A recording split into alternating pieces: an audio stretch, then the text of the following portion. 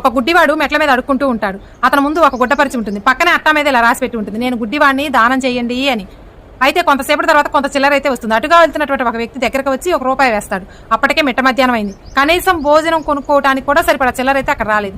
అప్పుడు ఆ వ్యక్తి ఒక పని చేస్తాడు, అతని దగ్గర ఉన్నటువంటి అట్టాన్ని తీసుకుని తిప్పి వేరే ఏదో రాసి అక్కడ పెట్టేసి వెళ్ళిపోతాడు. ఆ వ్యక్తి పని ముగించుకొని తిరిగి వచ్చి ఆ గుడ్డివాడి దగ్గర చూసేపటికల్లా గుడ్డివాడి ముందు ఉన్నటువంటి గుడ్డ మీద అంతా చిల్లరతో నిండిపోయి ఉంటుంది. అది చూసి ఆ వ్యక్తి చాలా సంతోషంగా తిరిగి వెళ్తూ ఉండగా అతను అలికినటువంటి గుడ్డివాడు, సార్ మీరే కదా పొద్దున వచ్చి నా దగ్గర ఉన్నటువంటి అట్టా తీసుకుని ఏదో రాసి వెళ్ళిపోయారు కదా అన్నారు. సార్ ఏం రాశారు సార్ అని అడుగుతారు.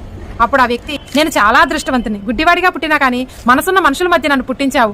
నాలాంటి అభాగ్యులను కాపాడటంలో ఈ సోదర ప్రజలు ఎప్పుడూ కూడా ముందుంటారు. అలాగే నాకు ధర్మం చేసిన వాడిని సల్లగా చూడు తండ్రి అని రాశాను.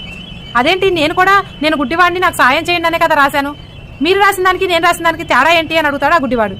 అప్పుడు ఆ వ్యక్తి, ఈ కాలంలో ప్రజలు ఏది ఉచితంగా చేయరు, నువ్వు రాసింది చూసి ఇతరకు దానం చేస్తే మనకేం వస్తుందని చూసి వెళ్ళిపోతారు. అలా కాకుండా నాకు దానం చేస్తే మీకు పుణ్యం వస్తుంది, అలాగే మీరు గొప్పవారుగా ఉంటారని పొగుడుతూ రాస్తే వాళ్ళ స్థాయిని చూపించుకోవటానికైనా పోటీ పడి మరీ దానం చేస్తారు.